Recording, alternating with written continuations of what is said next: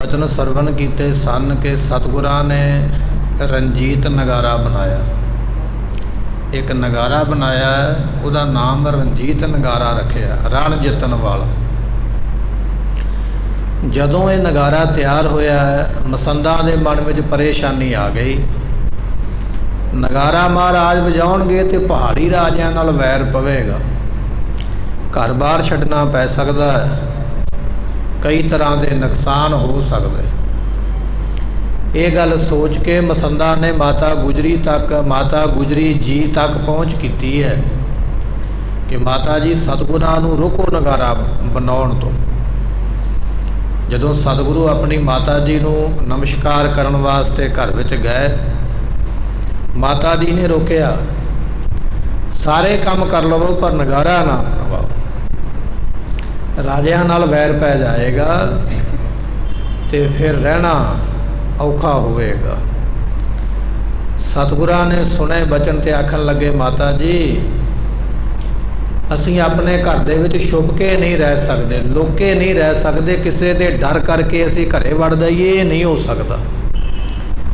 साडी फौज किसी ते हमला नहीं करेगी, पर जे कोई साडे ते चढ़ के आवेगा तो फिर उन्होंने बख्शांगे भी नहीं।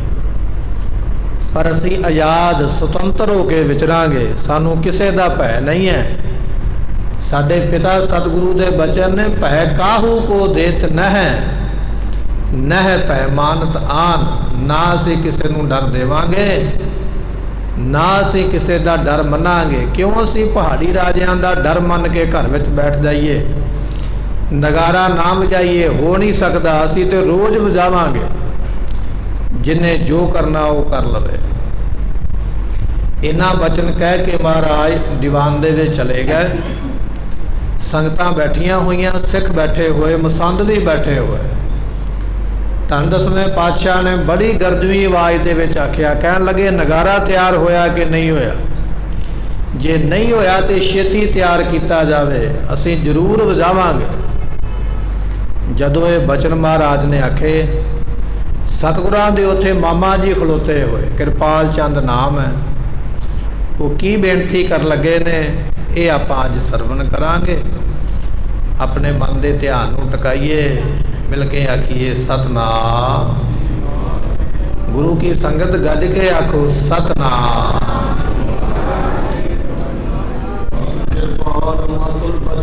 उस वेले सतगुरां ने दरबार विच पुछया ना भी नगारा बनया कि नहीं बनया, कितना टाइम लगेगा। हुण माता गुजरी जियां ने अपने भरा नूं समझाया सी भी नगारे की जदों गल चले तुसीं रोकना। मामा कृपाल चंद जियां नूं पता लगा भी नगारे वाली गल फिर तुर पई है। महाराज दे कोल आके फिर कहन लगे, हाँ महाराज जिहड़ा समा पिछे बतीत हो गया है तुसीं उहनूं भी जाणदे हो, जिहड़ा समा कल नूं आउणा है तुसीं उहनूं भी जानन वाले हो। महाराज साडा तुहानूं कहना बनदा नहीं, क्योंकि तुसीं मालक हो, समर्थ हो, असीं अल्पग जीव हां। असीं तुहानूं समझाइए, कोई राय दईए, सलाह दईए, नहीं, ये साडा कहना नहीं बनता, असी कह नहीं सकते। हाँ महाराज जिवें तुहानूं चंगा लगदा है, तुसीं जगत नूं बना भी सकते हो, जगत नूं नाश भी कर सकते। हरण भरण जाका नेत्र फोर, इन्नी ताकत रखते हो, संसार एक क्षण में भर सकते ते खाली कर सकते हो महाराज। पर इहदे विच एक निक्की जी बेनती है। सतगुरु कहन लगे, मामा जी की कहना चाहते हो? तो महाराज कहन लगे, मामा जी कहन लगे, कहते सतगुरु तुहाडे मसंद जिहड़े ने दिल दे बड़े हौले ने, डरे पए ने तुहाडे मसंद। नगारा ते हाले बनदा पिया, पर मसंदां दे पसीने पहलां ही छुटदे पए भी नगारा वजेगा तो पता नहीं की होवेगा। महाराज जो तुसीं चाहो कर सकदे, मैनूं यकीन है तुहाडे ते भी मेरे भांजे सतगुरु समर्थ ने। पर महाराज तुहाडे मसंद जिहड़े ने ना जथेदार अगे लाए घुगड़ा वाले, इन्हां दे मन बड़े हौले ने, डर गए ने। ये गल सुन के कि तुसी ये नगारा क्यों बनाते हो। अते इन्हां ने मेरी भैन और तुहाडी माता माता गुजरी जियां दे कोल जाके इन्हां मसंदां ने बड़ियां गल्लां होर तरीके दियां डराउण वालियां आखियां हन। ते ये डरदे पए ने भी जंग होवेगा ते पता नहीं की होवेगा, जंग होवेगा पता नहीं की होवेगा। ये मसंद ऐसे डरे हुए हन। ये कहिंदे भी जंग पहलां भी होए ने, गुरु हरगोबिंद पातशाह के टाइम ते हज़ारां सूरमे उस वेले शहीद होए हन। महाराज तुहाडे कोल ही एक वड्डा राजा रहिंदा है, कहलूर दे रहन वाला, नाम है भीम चंद। भीम चंद राजा वो है अज भावें अपने आप नूं बड़ा वड्डा समझदा, फन्ने खां समझदा, पर एक समा सी जदों इहदे दादे नूं बादशाह जहांगीर ने चुक के ग्वालियर के किले में कैद किया। धन गुरु हरगोबिंद पातशाह महाराज ने अपने चोले की एक कली फड़ा के दे दादे नूं बाहर कढ़ के लिया। ये परोपकार है गुरु घर का। पर अज उसे राजे का पुत्रा नाम भीम चंद बड़ा हंकारिया भी मेरे वर्गा तो कोई है ही नहीं है। मामा जी कहते पे महाराज वो नेड़े ही है, भीम चंद राजा अपने इत्थे रहिंदा है। उहदे कोल फौज बड़ी वड्डी है, हथियार बहुते ने, बड़ा वड्डा वो जंग करना जानता है।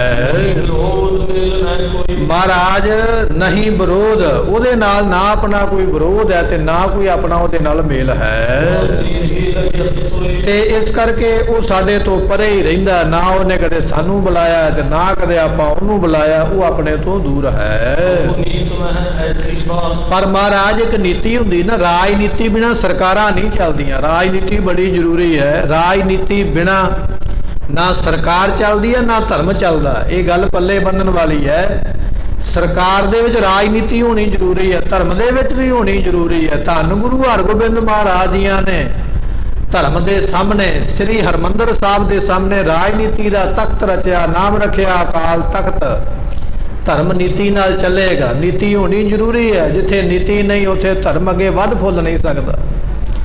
पर नीति वाले सियाणे होने चाहिए, नकम्मे नहीं होने चाहिए। इत्थे बचन आ गया, कहन लगे भी राजियां दे विच ना नीति चलदी, नीति कम करदी है। जेड़े सियाणे बंदे ने ना वो गल्लां ये प्रगट ही कहंदे होए सुने जांदे। आम ही सियाणियां दे मुखों ऐसियां गल्लां सुनी दियां हन। क्योंकि एक राजे दे कोल जिहड़ा दूजा राजा होया करदा है ते कहन लगे रईयत समेत जिसदा दिस मिलिया होवे, हद सांझी होवे ना, ते वो आपस विच की करदे ने। एक राजे दा देश ये है ते दूजे दा नाल दा, दोनां दी आपस विच सरहद हुंदी है साझी, सरहदां दोनां दियां इकट्ठियां हन। वो आपस विच दुश्मन ही रहिंदे ने, वो कदे मित्र नहीं बनदे। दूजे नूं मित्र बना लैणगे, जिहड़ा अपने देश तो दूर होवेगा ना उहदे नाल मित्रता बनेगी। पर जिहदी वट नाल वट साझी है ना, बाउंडरी नाल बाउंडरी साझी है, उहदे नाल कदे मित्रता नहीं हुंदी। जिवें साडे नाल पाकिस्तान का बॉर्डर लगता जां चाइना का लगता, मित्रता बनती है, रोज़ एक दूजे ते इल्जाम ही लगाए जाते, इन्हां नूं छड्ड के दूजिआं नाल मित्रता। राजनीति ये गल कहती है भी जिहड़ा राजा पड़ोसी होवे ना, गुआंढी होवे, नाल जिहदी सरहद लगदी होवे, ਉਹਦੇ ਨਾਲ कदे किसी राजे की मित्रता नहीं होती, सगों वैर ही हुंदा है। कोई पता नहीं भी इन्होंने आपस में कदों भिड़ पैना, कदों बॉर्डर खुल जाने ने, कदों जंग हो जाने, इस गल नूं कोई जानता नहीं है। पर जिहड़ा तीजी थां ते हुंदा ना, दो देश ते इकट्ठे ने, सरहद लगती है, पर तीजा देश उन्हां तो परे जिहड़ा हुंदा वखरा हुंदा है, ते उहनूं फिर मित्र बनाया जांदा है। दोने देश ही चाहते भी वो तीजे नूं मित्र बनाइए, दोने तो आपस में लड़ते पे, तीजे की मदद लेना चाहणगे भी तीजे नूं मित्र बना के ते मेरा पलड़ा भारी होवे। ये राजनीति ये गल कहती है, जिहदे नाल सरहद लगती है, सरहद लगन वाला दुश्मन है, पर जिहड़ा तीजी थां ते परे बैठा है उन्होंने हरेक अपना मित्र बनाउंदा है, ते जिहड़ा तीसरे तो होर परे हुंदा है। ते कहण लगे वो सियाणे कहंदे ने भी वो फिर उन्हां दे विच आके मेल नहीं करदा, वो परे रहिंदा भी आपस विच लड़ी जाओ, मैं तुहाडे तो की लेना है। हुण महाराज ये ते है राजनीति, ये ते दुनिया विच इस तरह चलदा भी गुआंढी दा गुआंढी राजा वैरी हुंदा, ਹੁਣ ਮਹਾਰਾਜ ਆਪਾਂ ਆਪਣੀ ਗੱਲ ਕਰੀਏ, ਹੁਣ ਜਦੋਂ ਤੁਸੀਂ ਚੜੋਗੇ ਤੁਹਾਡਾ ਵੱਜੇਗਾ ਨਗਾਰਾ, ਤੇ ਨਗਾਰਾ ਵਜਾ ਕੇ ਜਦੋਂ ਤੁਸੀਂ ਕਿਤੇ ਚੜਨਾ ਹੈ, ਤੇ ਜਿਹੜੇ 4 ਚਫੇਰੇ ਰਾਜੇ ਨੇ ਇੱਥੇ ਬੈਠੇ ਹੋਏ ਪਹਾੜੀਏ, ਜਿਨ੍ਹਾਂ ਜਿਨ੍ਹਾਂ ਦੀ ਸਰਹੱਦ ਆਪਣੇ ਨਾਲ ਲੱਗੇਗੀ, ਜਿਨ੍ਹਾਂ ਜਿਨ੍ਹਾਂ ਦੇ ਰਾਜ ਆਪਣੇ ਨਾਲ ਲੱਗਦੇ, ਜਿਹੜੇ ਆਪਣੇ ਕੋਲ ਰਹਿਣ ਵਾਲੇ ਰਾਜੇ ਹਨ, ਤੇ ਮਹਾਰਾਜ ਉਹ ਖੁਣਸਣਗੇ ਤੇ ਜ਼ਰੂਰ ਨਾ ਈਰਖਾ ਤੇ ਕਰਨਗੇ ਨਾ। ਇਹ ਨਹੀਂ ਹੋ ਸਕਦਾ ਵੀ ਉਹ ਆਖਣ ਵੀ ਚਲੋ ਕੋਈ ਗੱਲ ਨਹੀਂ ਮਹਾਰਾਜ ਨਗਾਰਾ ਵਜਾਉਂਦੇ ਤੇ ਵਜਾ ਲੈਣ, ਨਹੀਂ।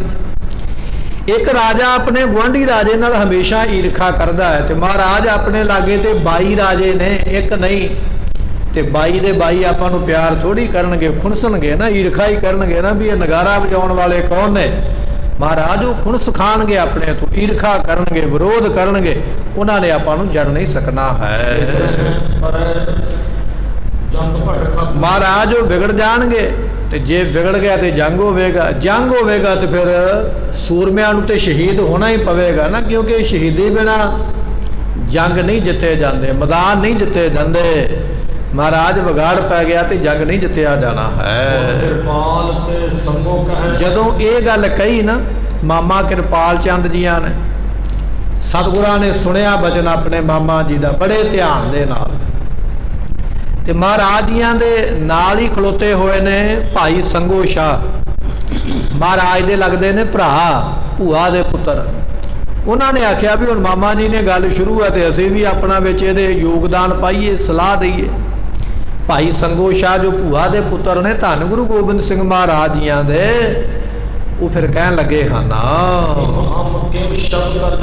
ਕਹਿਣ ਲੱਗੇ ਮਾਮਾ ਜੀ ਤੁਸੀਂ ਬੜੇ ਸਿਆਣੇ ਹੋ, ਤੁਹਾਡੀ ਗੱਲ ਦਾ ਅਸੀਂ ਬੜਾ ਸਤਿਕਾਰ ਕਰਦੇ ਹਾਂ, ਪਰ ਇਹ ਤੇ ਫਿਰ ਛੁਪਣ ਵਾਲੀ ਗੱਲ ਹੋ ਗਈ ਨਾ, ਲੁਕਣ ਵਾਲੀ ਗੱਲ ਹੋ ਗਈ ਨਾ, ਛੁਪਿਆ ਤੇ ਨਹੀਂ ਨਾ ਰਿਹਾ ਜਾ ਸਕਦਾ, ਲੁਕਿਆ ਨਹੀਂ ਰਿਹਾ ਜਾ ਸਕਦਾ, ਡਰ ਕੇ ਕੀ ਜ਼ਿੰਦਗੀ ਬਤੀਤ ਕਰਨੀ ਹੈ, ਇਸ ਤਰ੍ਹਾਂ ਡਰਨਾ ਤੇ ਫਿਰ ਠੀਕ ਨਹੀਂ ਹੈ।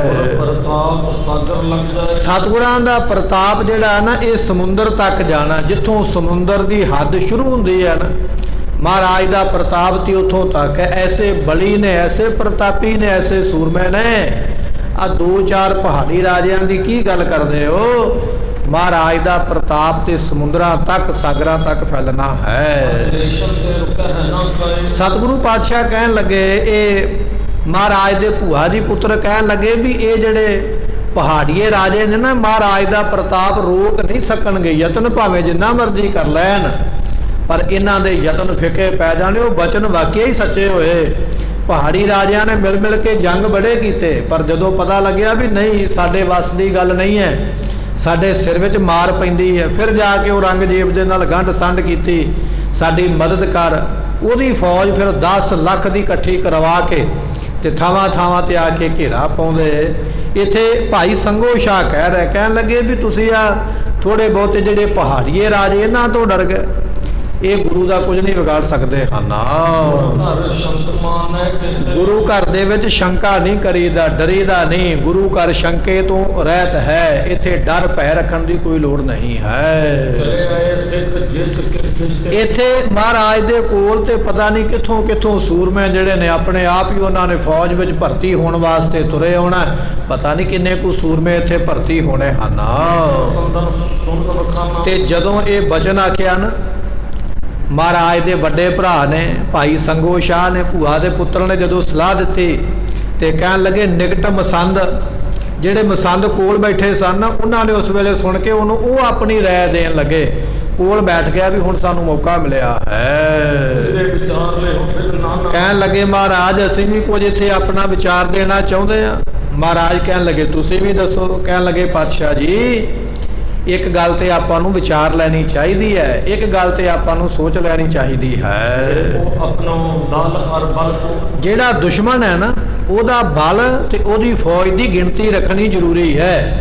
ਕਦੇ ਇਹ ਨਹੀਂ ਭੁੱਲ ਜਾਣਾ ਚਾਹੀਦਾ ਵੀ ਅਸੀਂ ਜੰਗ ਕਰ ਲਾਂਗੇ, ਲੜ ਲਾਂਗੇ। ਪਹਿਲਾਂ ਸਾਨੂੰ ਇਹ ਵੇਖਣਾ ਚਾਹੀਦਾ ਦੁਸ਼ਮਣ ਕੋਲ ਹਥਿਆਰ ਕਿੰਨੇ ਨੇ, ਦੁਸ਼ਮਣ ਕੋਲ ਫੌਜ ਕਿੰਨੀ ਹੈ, ਪਿਆਦੇ ਕਿੰਨੇ ਨੇ, ਹਾਥੀ ਵਾਲੇ ਕਿੰਨੇ, ਘੋੜੇ ਵਾਲੇ ਕਿੰਨੇ, ਕਿਹੋ ਜਿਹੇ ਉਹਨਾਂ ਕੋਲ ਹਥਿਆਰ ਨੇ, ਤੀਰ ਕਿੰਨੇ, ਤਲਵਾਰਾਂ ਕਿੰਨੀਆਂ, ਬੰਦੂਕਾਂ ਕਿੰਨੀਆਂ, ਤੋਪਾਂ ਕਿੰਨੀਆਂ। ਇਸ ਗੱਲ ਦਾ ਪਹਿਲਾਂ ਆਪਾਂ ਨੂੰ ਹਿਸਾਬ ਕਿਤਾਬ ਰੱਖਣਾ ਚਾਹੀਦਾ। ਨਿਰਿਆ ਗੱਲਾਂ ਦੇ ਨਾਲ ਜੰਗ ਨਹੀਂ ਜਿੱਤੇ ਜਾਂਦੇ।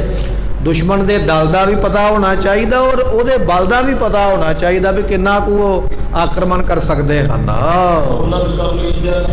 महाराज ये चंगी तरह पहला ना तो लो भी चंगी तरह हिसाब किताब ला लो, छल का मान ला लो भी वो अपने नाल छल की कर सकते, क्योंकि जंग दे विच सब कुछ जायज़ हुंदा ना, छल भी चल जाता, धोखा भी चल जाता, दगा भी चल जाता, जिधरों मर्जी दा लगे ला के काम अपना सूत किया जाता है।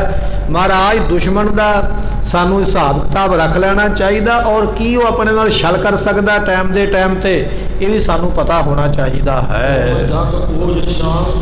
महाराज तुसी हो जगत दे पूजनीक ते हो, मन करके तुसी शांत हो महाराज, तुसी ते धार्मिक एक आगू हो, धार्मिक एक गुरु हो। पर ये जिहड़े राजे हुंदे ने ना महाराज ये कपटी बड़े हुंदे, छलिए हुंदे, चलाक हुंदे, क्योंकि इन्होंने राजनीति करनी होंगी है, जिधरों उल्लू सीधा हो गए इन्होंने उधर नूं वह तुरना। महाराज तुसी हो दरवेश, बादशाह दरवेश, गुरु गोबिंद सिंह तुसी हो दरवेश, फकीर संत ते शांत चित, तुहानूं ते वल छल नहीं आउंदा। पर ये जिहड़े राजे हुंदे ने राजनीतिक लोग बड़े चलाक हुंदे, लूंबड़ वर्गियां चालां हुंदियां, कोई पता नहीं कदों बदल जाना की कर देना। इस करके महाराज इन्हां दे नाल पूरा लहना बड़ा औखा है। ते महाराज एक ते गल है भी राजे बड़े चलाक ते अपने कोल उन्नी चलाकी नहीं है। दूजी गल यह है भी इस टाइम जो राज है ना औरंगजेब का, मुगलों का राज, तो मुगलों का इस वेले इन्ना जोर है भी हिंदुओं की गिनती तो भावें हिंदुस्तान में बड़ी है, पर किसी की हिम्मत नहीं भी औरंगजेब की तलवार के सामने खलोवे, ऐसा वह बल, ऐसा वह जोर है। ते महाराज चार छफेरे औरंगजेब का एडा वड्डा राज है भी उन्होंने गिणिया नहीं जा सकता, कितों कितों तक उहदियां सरहदां ने, किन्ने किन्ने देश उहदे विच ने, बंगाल वो अपने विच रखी बैठा है। इस तरह होर कई देश आसाम वर्गे जां होर दखण दे देश उहदे हुक्म दे विच चलदे, पता नहीं किन्नियां वड्डियां सरहदां ते कित्थों तक उसने राज कमाया है। ਉਹਦੇ ਕੋਲ ਵੱਡੀਆਂ ਤੋਪਾਂ ਕਿੰਨੀਆਂ ਨੇ ਦੱਸ ਕੋਈ ਨਹੀਂ ਸਕਦਾ ਵੀ ਔਰੰਗਜ਼ੇਬ ਦੀ ਫੌਜ ਦੇ ਵਿੱਚ ਵੱਡੀਆਂ ਤੋਪਾਂ, ਕਿਲਿਆਂ ਨੂੰ ਪਾੜਨ ਵਾਲੀਆਂ, ਕੰਧਾਂ ਨੂੰ ਪਾੜ ਕੇ ਸੁੱਟਣ ਵਾਲੀਆਂ ਵੱਡੀਆਂ ਤੋਪਾਂ ਕਿੰਨੀਆਂ ਨੇ। ਨਿੱਕੀਆਂ ਤੋਪਾਂ ਜਿਹੜੀਆਂ ਊਠ ਤੇ ਰੱਖ ਕੇ ਲਿਜਾਈਆਂ ਜਾ ਸਕਣ ਜਾਂ ਗੱਡਿਆਂ ਦੇ ਉੱਪਰ ਰੱਖ ਕੇ ਲਿਜਾਈਆਂ ਜਾ ਸਕਣ ਜਾਂ ਝੋਟਿਆਂ ਬਲਦਾਂ ਦੇ ਨਾਲ ਖਿੱਚ ਕੇ ਲਿਜਾਈਆਂ ਜਾ ਸਕਣ, ਛੋਟੀਆਂ ਤੋਪਾਂ ਦੀ ਵੀ ਕੋਈ ਗਿਣਤੀ ਨਹੀਂ ਵੀ ਔਰੰਗਜ਼ੇਬ ਦੇ ਕੋਲ ਕਿੰਨੀਆਂ ਹਨ। ਇਸ ਵੇਲੇ ਨਾ जगत दे विच औरंगजेब वर्गा प्रतापी राजा कोई नहीं, किसी विच इन्नी ताकत नहीं भी औरंगजेब दे नाल मत्था लावे, इन्नी वड्डी फौज ते इन्नियां तोपां हथियार उहदे कोल हन। ते जदों ये गल मसंदा ने कही ना डरदियां भी महाराज तुसीं ओ दरवेश, फकीर, संत, धार्मिक गुरु, शांत चित, ते राजे ने बड़े कपटी, छल करन वाले, बल करन वाले, चलाकी करन वाले। तो दूजी गल यह भी औरंगजेब की फौज बड़ी वड्डी तोपां उहदे कोल बणियां। जदों ये गल्लां मसंदा ने तर्क दित्ती ना इस गल दी, ते महाराज जियां दे वड्डे भाई उत्थे खलोते हुए, नाम है भाई संगो शाह, सुन के बचन उन्होंने गुस्सा आ गया। मसंदा की ऐसी डरपोकां वाली गल सुन के, डरे हुए दिलों की गल सुन के भाई संगो शाह नूं कहंदे गुस्सा आया, बहुत ज़्यादा बीररस उस वेले आया है। कह लगे वो मसंदो ये सतगुरु गुरु गोबिंद सिंह महाराज के जिहड़े दादा जी लगते सन वो ने गुरु हरगोबिंद पातशाह, ते मेरे लगते ने वो नाना जी, मैं उन्हां दा दोतरा ते ये उन्हां दे पोतरे। साडे जो नाना जी ने और धन गुरु गोबिंद सिंह महाराज के जो दादा जी लगते हैं, उन्होंने मुगलों के नाल जंग किया, ते जंग भी सीधा शाहजहान बादशाह के नाल किया, किसी निक्की मोटी रियासत के नाल नहीं, निक्के मोटे राजे नाल नहीं। जिवें अज औरंगजेब हिंदुस्तान का बादशाह, इस तरह शाहजहान भी हिंदुस्तान का बादशाह। इन्नियां तोपां ते इन्ना हथियार असला उहदे कोल है, ते मेरे नाना जी ने उन्हां नाल जंग किया है। धन गुरु गोबिंद सिंह महाराज के दादा जी ने उन्हां नाल जंग किया है तो वह भी इस तरह का एक राजा है। ते किन्ने जंग किते? कहन लगे 4 जंग किते महाराज जियां ने। पहला लाहौर तो फौज चढ़ के आई, 7,500 की गिनती, अमृतसर का जंग होया। दूजी जंग महाराज ने हरगोबिंदपुरे विच कीती, 15,000 की फौज डबल चढ़ के आ गई। ਉਹਦੇ ਨਾਲ ਜੰਗ ਹੋਇਆ। ਤੀਜੀ ਜੰਗ ਮਹਾਰਾਜ ਨੇ ਗੁਰੂਸਰ ਮਹਾਰਾਜ ਦੀ ਕੀਤੀ, 35,000 ਦੀ ਗਿਣਤੀ ਵਿੱਚ ਫੌਜ ਚੜ੍ਹ ਕੇ ਆਈ ਤੇ ਉਹਦੇ ਨਾਲ ਜੰਗ ਹੋਇਆ। ਚੌਥੀ ਜੰਗ ਮਹਾਰਾਜ ਨੇ ਸ੍ਰੀ ਕਰਤਾਰਪੁਰ ਸਾਹਿਬ ਨੇੜੇ ਜਲੰਧਰ ਦੇ ਇਹ ਚੌਥਾ ਜੰਗ ਕੀਤਾ ਤੇ 75,000 ਦੀ ਗਿਣਤੀ ਵਿੱਚ ਫੌਜ ਚੜ੍ਹ ਕੇ ਆਈ। ਐਸੇ ਮਹਾਨ ਜੰਗ ਜਿਹੜੇ ਨੇ ਧੰਨ ਗੁਰੂ ਹਰਗੋਬਿੰਦ ਪਾਤਸ਼ਾਹ ਨੇ ਕੀਤੇ ਹਨ।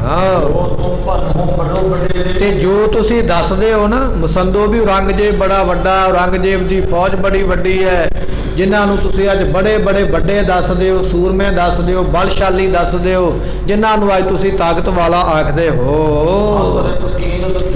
ਉਹਨਾਂ ਸਾਰਿਆਂ ਨੂੰ ਮੇਰੇ ਨਾਨਾ ਜੀ ਨੇ ਆਪਣੀ ਤਲਵਾਰ ਦੀ ਭੇਟ ਚਾੜਿਆ। ਜਿਹੜੇ ਕਹਿੰਦੇ ਸਨ ਵੀ ਅਸੀਂ ਜੰਗ ਵਿੱਚ ਕਦੇ ਨਹੀਂ ਹਾਰੇ, ਤੇ ਵੱਡੇ ਵੱਡੇ ਕਾਬਲ ਦੇ ਸੂਬੇ ਚੜ੍ਹ ਕੇ ਆਏ, ਲਾਹੌਰ ਦੇ ਸੂਬੇਦਾਰ ਚੜ੍ਹ ਕੇ ਆਏ, ਜਿਨ੍ਹਾਂ ਨੇ ਪਤਾ ਨਹੀਂ ਕਿੰਨੇ ਕਿੰਨੇ ਮੈਡਲ ਲਏ ਸਨ, ਜੰਗਾਂ ਜਿੱਤੀਆਂ, ਬੜੇ ਜੇਤੂ ਸਮਝਦੇ ਸਨ, ਉਹ ਸਾਰੇ ਮੇਰੇ ਨਾਨਾ ਜੀ ਦੀ ਤਲਵਾਰ ਦੀ ਭੇਟ ਚੜ੍ਹੇ।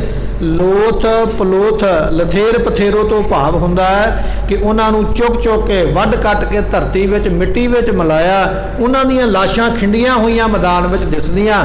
ਇਸ ਤਰ੍ਹਾਂ ਦਾ ਮਹਾਨ ਜੰਗ ਮੇਰੇ ਨਾਨਾ ਜੀ ਨੇ ਔਰ ਧੰਨ ਗੁਰੂ ਗੋਬਿੰਦ ਸਿੰਘ ਮਹਾਰਾਜ ਦੇ ਦਾਦਾ ਜੀ ਨੇ ਕਰਕੇ ਵਿਖਾਇਆ ਹੈ। ਤੇ ਮਹਾਰਾਜ ਇਹ ਮਸੰਦੋ ਇਹ ਗੱਲ ਸੁਣ ਲਓ ਵੀ ਜਿਸ ਗੁਰੂ ਦੀ ਬਹਾਦਰੀ ਦੀ ਅਸੀਂ ਗੱਲ ਕੀਤੀ ਹੈ, ਉਸੇ ਗੁਰੂ ਦੇ ਪੋਤਰੇ ਨੇ ਜਿਹੜੇ ਹੁਣ ਇਸ ਵੇਲੇ ਤਖਤ ਤੇ ਬੈਠੇ, ਜਿਨ੍ਹਾਂ ਦਾ ਨਾਮ ਧੰਨ ਗੁਰੂ ਗੋਬਿੰਦ ਸਿੰਘ ਮਹਾਰਾਜ ਹੈ। ਤੇ ਜੇ ਦਾਦਾ ਸਤਿਗੁਰੂ ਐਸਾ ਜੰਗ ਕਰ ਸਕਦੇ, ਮੁਗਲਾਂ ਨੂੰ ਔਰ ਸ਼ਾਹਜਹਾਨ ਨੂੰ ਅੱਗੇ ਲਾ ਕੇ ਦੌੜਾ ਸਕਦੇ, ਤੇ ਫਿਰ ਪੋਤਰੇ ਵੀ ਉਹਨਾਂ ਤੋਂ ਕੰਮ ਨਹੀਂ। ਅਸੀਂ ਵੀ ਔਰੰਗਜ਼ੇਬ ਦੇ ਨਾਲ ਮੱਥਾ ਲਾਉਣ ਦੀ ਸਮਰੱਥਾ ਰੱਖਦੇ ਹਾਂ। ਸਾਨੂੰ ਇਹ ਭਰੋਸਾ ਹੈ ਵੀ ਸਾਡੇ ਇਹ ਜਿਹੜੇ ਭਰਾ ਨੇ, ਭਾਵੇਂ ਰਿਸ਼ਤੇਦਾਰੀ ਭਰਾਵਾਂ ਦੀ ਹੈ, ਪਰ ਅਸੀਂ ਇਹਨਾਂ ਨੂੰ ਪੂਰਨ ਗੁਰੂ ਨਾਨਕ ਪਾਤਸ਼ਾਹ ਦਾ ਰੂਪ ਜਾਣ ਕੇ ਇਹ ਗੱਲ ਕਹਿੰਦੇ ਹਾਂ ਵੀ ਇਹ ਵਾਕਿਆ ਹੀ ਸਾਰੀਆਂ ਕਲਾ ਦੇ ਸਮਰੱਥ ਹਨ। ਤੇ ਕਿਉਂ ਤੁਸੀਂ ਰੋਕਦੇ ਹੋ ਨਗਾਰਾ ਬਣਾਉਣ ਤੋਂ, ਕਿਉਂ ਰੋਕਦੇ ਹੋ ਜੰਗ ਕਰਨ ਤੋਂ? ਕਿਹੜੀ ਗੱਲ ਦਾ ਤੁਹਾਨੂੰ ਡਰ ਹੈ? ਤੁਹਾਡੀ ਜੇਬ ਵਿੱਚੋਂ ਕੀ ਲੱਗਣਾ? ਜੇ ਮਾਇਆ ਲੱਗਣੀ ਤੇ ਗੁਰੂ ਘਰ ਦੀ ਲੱਗਣੀ ਹੈ, ਸ਼ਹੀਦੀਆਂ ਹੋਣੀਆਂ ਤੇ ਸਿੱਖਾਂ ਦੀਆਂ ਹੋਣੀਆਂ, ਨਫਾ ਨੁਕਸਾਨ ਹੋਣਾ ਤੇ ਗੁਰੂ ਘਰ ਦਾ ਹੋਣਾ। ਤੁਸੀਂ ਤੇ ਇੱਥੇ ਉਹ ਕੰਮ ਕਰਨ ਵਾਲੇ ਕਰਿੰਦੇ, ਤੇ ਫਿਰ ਤੁਸੀਂ ਕਿਸ ਗੱਲ ਤੋਂ ਇਹਨਾਂ ਨੂੰ ਰੋਕਣਾ ਕਰਦੇ ਹੋ? ਜਦੋਂ ਇਸ ਤਰ੍ਹਾਂ ਭਾਈ ਸੰਗੋ ਸ਼ਾਹ ਦੇ ਵੀਰ ਰਸ ਵਾਲੇ ਬਚਨ ਇਹਨਾਂ ਮਸੰਦਾਂ ਨੇ ਸੁਣੇ ਹਨ, ਤੇ ਸਤਿਗੁਰੂ ਪਾਤਸ਼ਾਹ ਸੁਣਦੇ ਪਏ ਆਪਣੇ ਵੱਡੇ ਭਰਾ ਦੀ ਜਦੋਂ ਦਲੀਲ ਸੁਣੀ ਨਾ, ਤਕਰੀਰ ਸੁਣੀ ਮਹਾਰਾਜ ਦੀਆਂ ਨੇ, ਵੀ ਬੜੇ ਵੀਰ ਰਸ ਦੇ ਵਿੱਚ ਆ ਕੇ ਸਾਡੇ ਵੱਡੇ ਭਾਈ ਨੇ ਜਵਾਬ ਦਿੱਤਾ। ਇਹ ਗੱਲਾਂ ਸੁਣ ਕੇ ਧੰਨ ਗੁਰੂ ਗੋਬਿੰਦ ਸਿੰਘ ਮਹਾਰਾਜ ਬੜੇ ਖੁਸ਼ ਹੋਏ, ਬੜੇ ਉਸ ਵੇਲੇ ਪ੍ਰਸੰਨ ਹੋਏ ਹਨ। ਮਹਾਰਾਜ ਕਹਿਣ ਲੱਗੇ, ਹੇ ਮਾਮਾ ਜੀ, ਜਿਹੜੇ ਪਹਾੜੀ ਰਾਜੇ ਆਪਣੇ ਕੋਲ ਰਹਿੰਦੇ ਨੇ, ਜਿਨ੍ਹਾਂ ਦੀ ਤੁਸੀਂ ਗੱਲ ਕਰਦੇ ਹੋ, ਤੇ ਪਾਤਸ਼ਾਹ ਕਹਿੰਦੇ ਕਿੰਨਾ ਕੁ ਚਿਰ ਇਹਨਾਂ ਦਾ ਡਰ ਰੱਖ ਕੇ ਆਪਣੇ ਘਰੇ ਬੈਠੇ ਰਹੀਏ? ਇਹ ਰਾਜੇ ਤੇ ਇੱਥੇ ਹੀ ਬੈਠੇ ਰਹਿਣਗੇ, ਆਪਾਂ ਕਿੰਨਾ ਕੁ ਚਿਰ ਇਹਨਾਂ ਤੋਂ ਲੋਕੇ ਰਹਿਣਾ ਕਰੀਏ? ਤੇ ਆਪਣੇ ਪਿੰਡ ਦੇ ਵਿੱਚ ਜਾਂ ਕਹਿਣ ਲੱਗੇ ਬਨ ਮਹੀਆ, ਬਨ ਤੋਂ ਭਾਵ ਹੁੰਦਾ ਜੰਗਲ ਦੇ ਵਿੱਚ, ਅਸੀਂ ਤੇ ਉਸੇ ਤਰ੍ਹਾਂ ਹੀ ਕਰਾਂਗੇ। ਭਾਵੇਂ ਜੰਗਲ ਹੈ, ਜੰਗਲ ਦੇ ਵਿੱਚ ਵੀ ਅਸੀਂ ਮਰਜ਼ੀ ਨਾਲ ਹੀ ਵਿਚਰਨਾ, ਜਿੱਧਰ ਨੂੰ ਜੀ ਕਰੇਗਾ ਸ਼ਿਕਾਰ ਖੇਡਣ ਜਾਵਾਂਗੇ।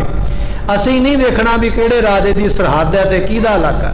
ਜੰਗਲ ਦੇ ਵਿੱਚ ਵੀ ਮਰਜ਼ੀ ਨਾਲ ਵਿਚਰਾਂਗੇ, ਔਰ ਇਸੇ ਤਰ੍ਹਾਂ ਆਪਣੇ ਪਿੰਡਾਂ ਵਿੱਚ, ਸ਼ਹਿਰਾਂ ਵਿੱਚ, ਇਲਾਕਿਆਂ ਵਿੱਚ, ਦੇਸ਼ ਵਿੱਚ, ਜਿੱਧਰ ਨੂੰ ਜੀ ਕਰੇਗਾ ਅਸੀਂ ਤੇ ਆਪਣੀ ਮਰਜ਼ੀ ਦੇ ਨਾਲ ਉਧਰ ਨੂੰ ਜਾਣਾ ਹੈ। ਅਸੀਂ ਬਿਨਾਂ ਕਾਰਨ ਤੋਂ ਕਿਸੇ ਨਾਲ ਵੈਰ ਨਹੀਂ ਕਰਾਂਗੇ, ਔਰ ਜੇ ਕੋਈ ਸਾਡੇ ਨਾਲ ਬਿਨਾਂ ਕਾਰਨ ਤੋਂ ਵੈਰ ਕਰੇ, ਮੰਨ ਲਓ ਗੁੱਸਾ ਕਰਨਾ ਕਰੇ, ਤੇ ਮਹਾਰਾਜ ਕਹਿਣ ਲੱਗੇ ਆਪਣੋ ਬਲ ਹਮ ਪਰ ਕੁਛ ਕਹਿ। ਮੰਨ ਲਓ ਵੀ ਅਸੀਂ ਘਰੇ ਬੈਠੇ ਹਾਂ ਚੁੱਪ ਕਰਕੇ ਆਪਣੀ ਮਰਜ਼ੀ ਦੇ ਨਾਲ, ਤੇ ਕੋਈ ਬਾਹਰੋਂ ਬੰਦਾ ਆ ਕੇ ਸਾਡੇ ਤੇ ਜ਼ੋਰ ਵਿਖਾਵੇ, ਤਾਕਤ ਵਿਖਾਵੇ, ਤੇ ਮਹਾਰਾਜ ਕਹਿਣ ਲੱਗੇ ਜੇ ਸਾਡੇ ਕਿਸੇ ਨੇ ਵੀ ਆ ਕੇ ਸਾਡੇ ਤੇ ਇਸ ਤਰ੍ਹਾਂ ਦਾ ਕੋਈ ਕਾਰਜ ਕਰਨਾ ਕੀਤਾ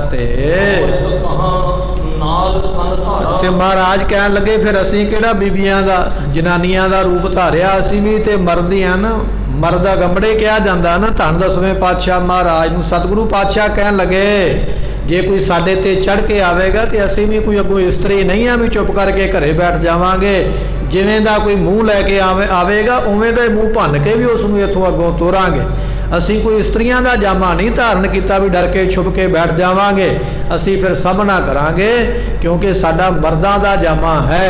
ਤੇ ਮਰਦਾਂ ਦਾ ਕੰਮ ਹੁੰਦਾ ਸੂਰੇ ਦੇਖ ਚਿੱਤ ਉਲਾਸ। ਜਿਹੜੇ ਸੂਰਮੇ ਹੁੰਦੇ ਨਾ, ਰਣ ਦੇਖ ਸੂਰੇ ਚਿੱਤ ਉਲਾਸ।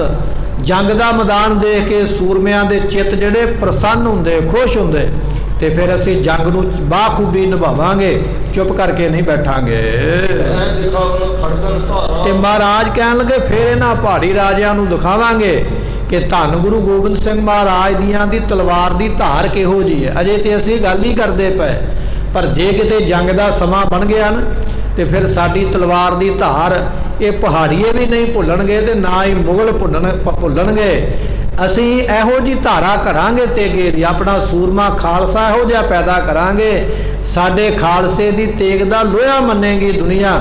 ਐਸੀ ਅਸੀਂ ਇਹਨਾਂ ਵਿੱਚ ਜਿਹੜੀ ਹੈ ਉਹ ਬਹਾਦਰੀ ਭਰ ਦਿਆਂਗੇ, ਸੂਰਮਤਾਈ ਇਹਨਾਂ ਨੂੰ ਭਰਾਂਗੇ ਕਿ ਰਹਿੰਦੀ ਦੁਨੀਆ ਤੱਕ ਸਾਡੇ ਖਾਲਸੇ ਦਾ ਭੈ ਦੁਨੀਆ ਖਾਏਗੀ। ਧੰਨ ਗੁਰੂ ਗੋਬਿੰਦ ਸਿੰਘ ਮਹਾਰਾਜ ਦੇ ਬਚਨ, ਗੁਰਮੁਖੋ ਉਹਨਾਂ ਬਚਨਾਂ ਦੇ ਨਾਲ ਅੱਜ ਸਤਿਕਾਰ ਮਿਲਦਾ ਹੈ, ਬਹਾਦਰ ਜਾਣਿਆ ਜਾਂਦਾ ਮਹਾਰਾਜ ਦੇ ਸੋ ਪ੍ਰਗਟ ਕੀਤੇ ਹੋਏ ਖਾਲਸੇ ਨੂੰ। ਪਾਤਸ਼ਾਹ ਕਹਿੰਦੇ ਜੰਗ ਇਹੋ ਜਿਹਾ ਕਰਕੇ ਵਿਖਾਵਾਂਗੇ ਕਿ ਸਾਡੀ ਤਲਵਾਰ ਦੀ ਧਾਰ ਇਹਨਾਂ ਨੂੰ ਹਮੇਸ਼ਾ ਯਾਦ ਰਹੇਗੀ। ਇਹ ਸਤਿਗੁਰਾਂ ਨੇ ਫਿਰ ਬਚਨ ਕੀਤਾ, ਕਹਿਣ ਲੱਗੇ ਮਸੰਦੋ ਇਹ ਜਿਹੜਾ ਅਸੀਂ ਕੰਮ ਕਰਦੇ ਪਏ ਨਾ ਮਰਜ਼ੀ ਨਾਲ ਨਹੀਂ ਕਰਦੇ ਪਏ। ਤੇ ਮਸੰਦਾ ਨੇ ਪੁੱਛਿਆ ਮਹਾਰਾਜ ਜੇ ਤੁਸੀਂ ਮਰਜ਼ੀ ਨਹੀਂ ਕਰਦੇ ਪਏ ਤੇ ਫਿਰ ਕਿਹਦੀ ਮਰਜ਼ੀ ਚੱਲਦੀ ਪਈ ਹੈ? ਤੇ ਮਹਾਰਾਜ ਕਹਿਣ ਲੱਗੇ ਆਗਿਆ ਹਮੇ ਅਕਾਲ ਪੁਰਖ ਕੀ, ਇਹ ਸਾਨੂੰ ਅਕਾਲ ਪੁਰਖ ਦੀ ਆਗਿਆ ਹੋਈ ਹੈ। ਜਨਮ ਲੈਣ ਤੋਂ ਪਹਿਲਾਂ, ਅਵਤਾਰ ਲੈਣ ਤੋਂ ਪਹਿਲਾਂ ਸਾਨੂੰ ਪਰਮੇਸ਼ਰ ਨੇ ਬਚਨ ਕੀਤਾ ਹੈ, ਮੈਂ ਆਪਣਾ ਸੁਤ ਤੋਹੇ ਨਵਾਜਾ ਪੰਥ ਪਰ ਚੁਰ ਕਰਬੇ ਕੋ ਸਾਜਾ। ਇਹ ਸਾਨੂੰ ਉਹਨਾਂ ਨੇ ਬਚਨ ਆਖਿਆ ਵੀ ਐ ਦੁਸ਼ਟ ਦਮਨ ਦੀ ਅਸੀਂ ਤੁਹਾਨੂੰ ਆਪਣਾ ਪੁੱਤਰ ਬਣਾ ਕੇ ਦੁਨੀਆ ਤੇ ਭੇਜਦੇ ਹਾਂ, ਜਾ ਕੇ ਪੰਥ ਦੀ ਸਾਜਨਾ ਕਰੋ। ਇਹ ਸਾਨੂੰ ਆਗਿਆ ਹੋਈ ਹੈ ਸਾਡੇ ਪਿਤਾ ਅਕਾਲ ਪੁਰਖ ਦੀ, ਤੇ ਜਿਹੜੀ ਸਾਨੂੰ ਆਗਿਆ ਹੋਈ ਉਹ ਪੂਰੀ ਕਰਾਂਗੇ। ਆਗਿਆ ਭਈ ਅਕਾਲ ਕੀ ਤਬੈ ਚਲਾਇਓ, ਪੰਥੇ ਬਚਨ ਵੀ ਲਿਖੇ ਮਹਾਰਾਜ ਜੀਆਂ ਦੇ ਜਿਹੜੇ ਮੁਖੋਂ ਨਿਕਲੇ। ਭਾਈ ਹਰ ਸਿੰਘ ਜੀਆਂ ਨੇ ਆਪਣੀ ਡਾਇਰੀ ਦੇ ਵਿੱਚ ਕਹਿਣ ਲੱਗੇ ਸਾਨੂੰ ਅਕਾਲ ਪੁਰਖ ਦੀ ਆਗਿਆ ਹੈ, ਜੋ ਉਹਨਾਂ ਨੇ ਸਾਨੂੰ ਆਖਿਆ ਹੈ ਉਹ ਅਸੀਂ ਕਰਾਂਗੇ, ਉਸੇ ਤਰ੍ਹਾਂ ਹੋਣਾ ਹੈ। ਤੇ ਮਹਾਰਾਜ ਕਹਿਣ ਲੱਗੇ ਇਸੇ ਤਰ੍ਹਾਂ ਅਕਾਲ ਪੁਰਖ ਦੇ ਰੁਖ ਦੀ ਅਸੀਂ ਗੱਲ ਕਰਾਂਗੇ। ਅਸੀਂ ਤੇ ਅਕਾਲ ਪੁਰਖ ਦਾ ਹੁਕਮ ਮੰਨਣਾ, ਜਿਵੇਂ ਅਕਾਲ ਪੁਰਖ ਜੀ ਨੂੰ ਭਾਉਂਦਾ ਚੰਗਾ ਲੱਗਦਾ ਅਸੀਂ ਤੇ ਉਹ ਕੰਮ ਕਰਾਂਗੇ, ਭਾਵੇਂ ਪਹਾੜੀਆਂ ਨੂੰ ਗੱਲ ਉਹ ਚੰਗੀ ਲੱਗੇ ਤੇ ਭਾਵੇਂ ਨਾ ਲੱਗੇ, ਭਾਵੇਂ ਔਰੰਗਜ਼ੇਬ ਨੂੰ ਚੰਗੀ ਲੱਗੇ ਤੇ ਭਾਵੇਂ ਨਾ ਲੱਗੇ, ਸਾਨੂੰ ਕੋਈ ਇਹਨਾਂ ਦੀ ਫਿਕਰ ਨਹੀਂ, ਪਰਵਾਹ ਨਹੀਂ। ਅਸੀਂ ਤੇ ਉਹ ਕੰਮ ਕਰਾਂਗੇ ਜਿਹੜੀ ਡਿਊਟੀ ਸਾਨੂੰ ਲਾ ਕੇ ਅਕਾਲ ਪੁਰਖ ਨੇ ਭੇਜਿਆ ਹੈ। ਐਸੀਆਂ ਬਖਸ਼ਿਸ਼ਾਂ ਕਰਦੇ ਹਨ।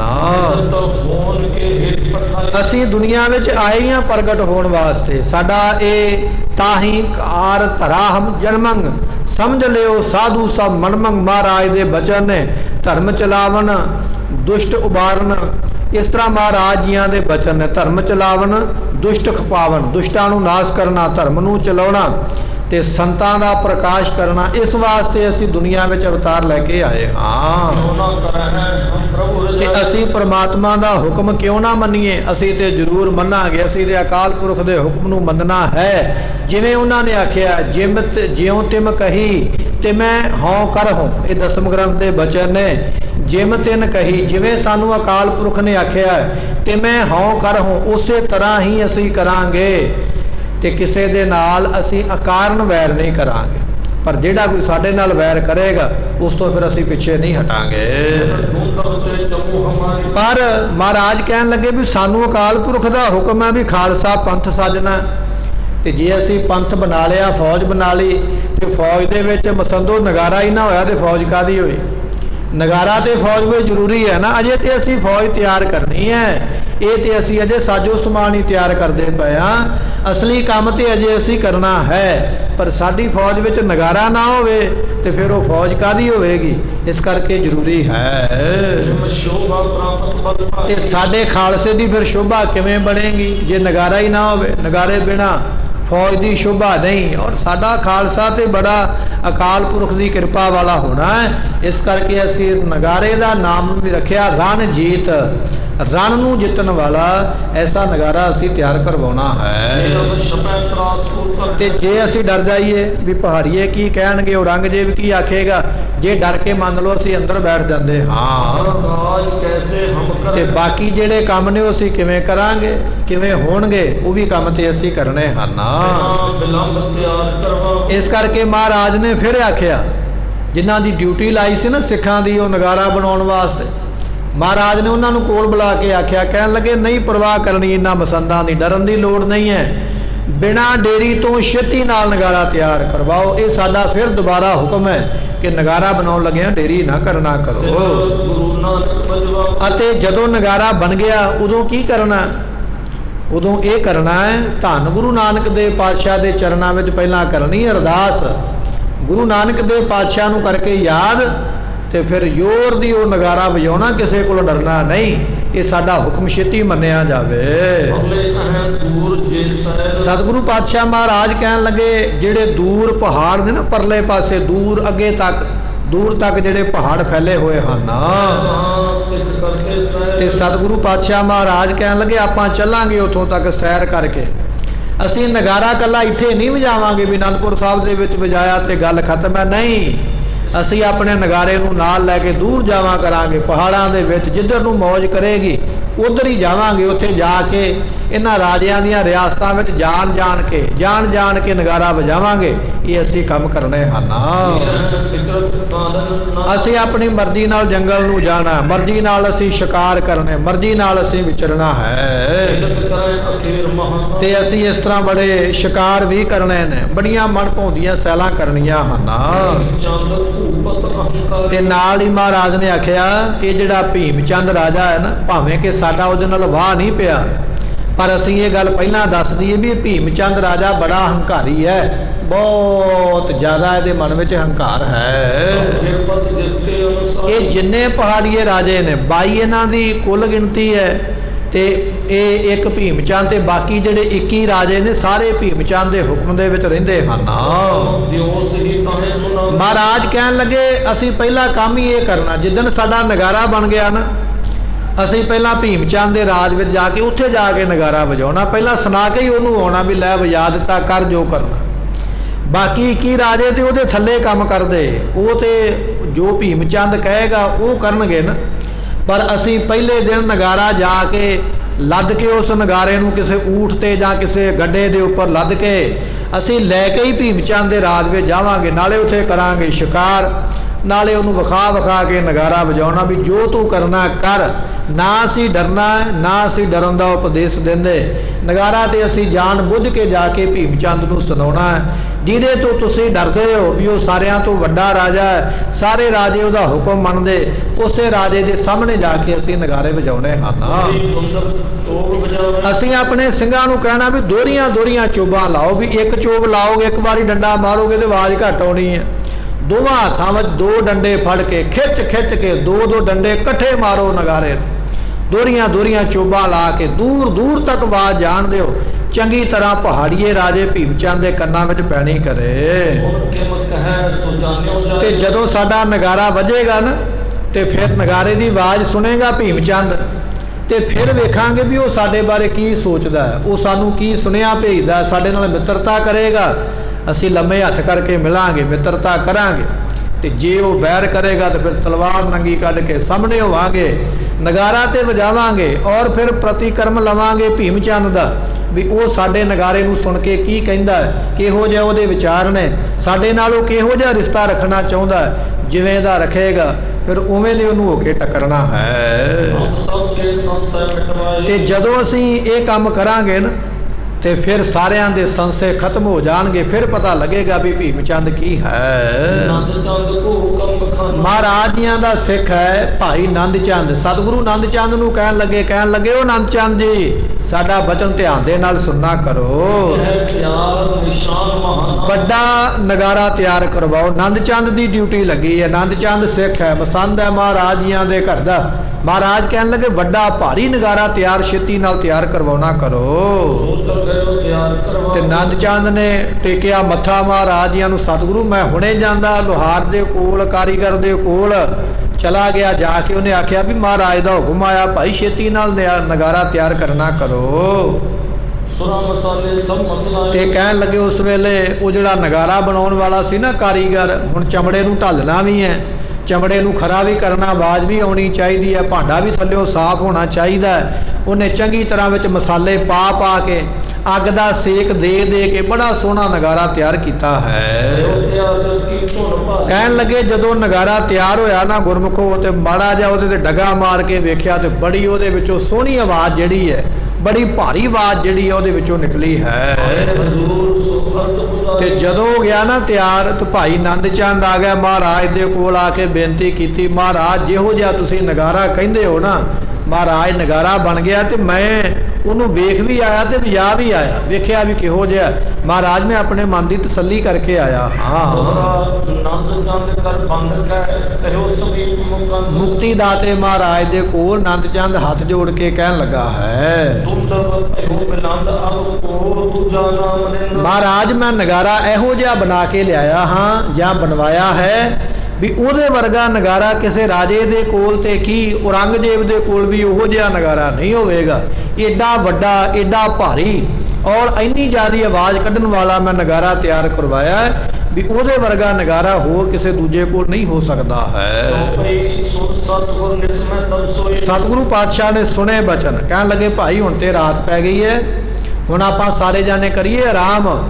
ਤੇ ਮਹਾਰਾਜ ਇੰਨੀ ਗੱਲ ਕਹਿ ਕੇ ਰਾਤ ਦੇ ਦੀਵਾਨ ਦੀ ਸਮਾਪਤੀ ਹੋਈ। ਸੰਗਤਾਂ ਸਿੱਖ ਆਪੋ ਆਪਣੇ ਟਿਕਾਣਿਆਂ ਤੇ ਚਲੇ ਗਏ। ਮਹਾਰਾਜ ਵੀ ਆਪਣੇ ਘਰ ਵਿੱਚ ਜਾ ਕੇ ਮਹਿਲਾਂ ਦੇ ਵਿੱਚ ਆਪਣੇ ਘਰ ਵਿੱਚ ਸੁੱਤੇ ਹਨ। ਤੇ ਜਦੋਂ ਅਗਲਾ ਦਿਨ ਚੜਿਆ ਅੰਮ੍ਰਿਤ ਵੇਲੇ ਮਹਾਰਾਜ ਸਾਹਿਬ ਜੀ ਅੱਜ ਫਿਰ ਉੱਠ ਪਏ ਹਨ। ਮਹਾਰਾਜ ਕਹਿਣ ਲੱਗੇ ਲਿਆਓ ਭਾਈ ਸੋਹਣਾ ਖੁੱਲਾ ਬਹੁਤਾ ਕੜਾਹ ਪ੍ਰਸ਼ਾਦ ਜਿਹੜਾ ਨਾ ਉਹ ਬਣਵਾ ਕੇ ਲਿਆਓ। ਬਹੁਤਾ ਕੜਾਹ ਪ੍ਰਸ਼ਾਦ ਜਿਹੜਾ ਬਣਨਾ ਚਾਹੀਦਾ। ਬਹੁਤਾ ਕੜਾਹ ਪ੍ਰਸ਼ਾਦ ਬਣਾਉਣ ਵਾਸਤੇ ਤੇ ਮਹਾਰਾਜ ਜੀਆਂ ਨੇ ਉਸ ਵੇਲੇ ਕੜਾਹ ਪ੍ਰਸ਼ਾਦ ਦਾ ਹੁਕਮ ਹੋਇਆ। ਸਿੱਖਾਂ ਨੇ ਸਿੰਘਾਂ ਨੇ ਝਾਟੀ ਤਿਆਰ ਕਰਕੇ ਲਿਆਂਦਾ।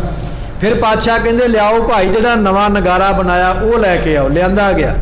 ਮਹਾਰਾਜ ਕਹਿਣ ਲੱਗੇ ਚੰਗਾ ਤਗੜਾ ਜਿਹਾ ਘੋੜਾ ਦੇਖ ਕੇ ਤੇ ਉਹਦੇ ਉੱਪਰ ਬੰਨੋ ਇਹ ਨਗਾਰਾ, ਇੱਥੇ ਨਹੀਂ ਵਜਾਉਣਾ, ਇਹਨੂੰ ਵਜਾਵਾਂਗੇ ਉਹਨਾਂ ਦੇ ਕੋਲ ਜਾ ਕੇ, ਜਿਹੜੇ ਸਾਨੂੰ ਡਰ ਦਿੰਦੇ ਨਾ ਉਹਨਾਂ ਦੇ ਘਰਾਂ ਦੇ ਦਰਵਾਜ਼ਿਆਂ ਦੇ ਰਾਜਿਆਂ ਦੇ ਹੱਦਾਂ ਵਿੱਚ ਜਾ ਕੇ ਵਜਾਉਣਾ।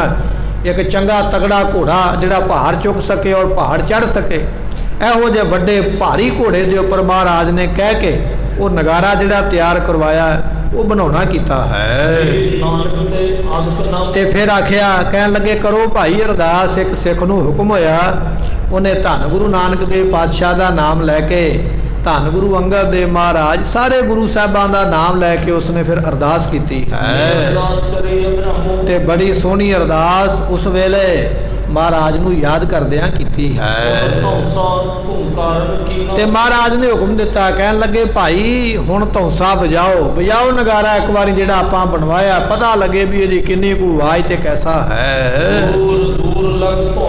ਤੇ ਇਸ ਤਰ੍ਹਾਂ ਦਾ ਨਗਾਰਾ ਵੀ ਦੂਰ ਦੂਰ ਤੱਕ ਇਹਦੀ ਆਵਾਜ਼ ਜਿਹੜੀ ਹੈ ਸੁਣਾਈ ਦੇਣੀ ਚਾਹੀਦੀ ਹੈ। ਸਾਰਿਆਂ ਦੇ ਮਨ ਵਿੱਚ ਬੜਾ ਉਤਸ਼ਾਹ ਵਧਿਆ ਹੈ। ਜਦੋਂ ਨਗਾਰਾ ਵੱਜਿਆ ਨਾ, ਜਿੰਨੇ ਅਨੰਦਪੁਰ ਸਾਹਿਬ ਦੇ ਲੋਕ ਸਨ ਝਾਟੀ ਮਿੰਟੋ ਮਿੰਟੀ ਸਾਰੇ ਇਕੱਠੇ ਹੋ ਗਏ ਹਨ। ਸਤਿਗੁਰਾਂ ਨੇ ਕੜਾਹ ਪ੍ਰਸ਼ਾਦ ਪਹਿਲਾਂ ਤਿਆਰ ਕਰਵਾਇਆ ਸੀ, ਭੋਗ ਲਾ ਕੇ ਤੇ ਉਹ ਪ੍ਰਸ਼ਾਦ ਸਾਰੀ ਸੰਗਤ ਵਿੱਚ ਵੰਡਿਆ ਹੈ। ਤੇ ਕਹਿਣ ਲੱਗੇ ਵੀ ਉਹ ਪ੍ਰਸ਼ਾਦ ਇੰਨਾ ਸਵਾਦ ਹੈ ਵੀ ਜਿਹੜਾ ਜਿਹੜਾ ਛਕਦਾ ਉਹ ਬੜੀ ਸਲੋਤ ਕਰਦਾ ਵੀ ਇੰਨਾ ਸੁੰਦਰ ਪ੍ਰਸ਼ਾਦ ਬਣਿਆ ਹੈ। ਮਹਾਰਾਜ ਕਹਿਣ ਲੱਗੇ ਆਪਣੇ ਸੂਰਮਿਆਂ ਨੂੰ ਤਿਆਰ ਹੋ ਜਾਓ ਭਾਈ, ਸ਼ਸਤਰ ਬਸਤਰ ਸਜਾ ਕੇ ਕਮਰ ਕੱਸੇ ਲਾ ਕੇ ਸਾਰੇ ਤਿਆਰ ਹੋਣਾ ਕਰੋ। ਮਹਾਰਾਜ ਕਹਿਣ ਲੱਗੇ ਵੀ ਛੇਤੀ ਨਾਲ ਘੋੜਿਆਂ ਦੇ ਉੱਪਰ ਕਾਠੀਆਂ ਜਿਹੜੀਆਂ ਪਾਉਣਾ ਕਰੋ ਜੀ। ਤੇ ਸਾਰਿਆਂ ਨੇ ਉਸ ਵੇਲੇ ਸ਼ਸਤਰ ਬਸਤਰ ਜਿਹੜੇ ਨੇ ਉਹ ਆਪਣੇ ਅੰਗਾਂ ਤੇ ਸਜਾਏ ਹਨ।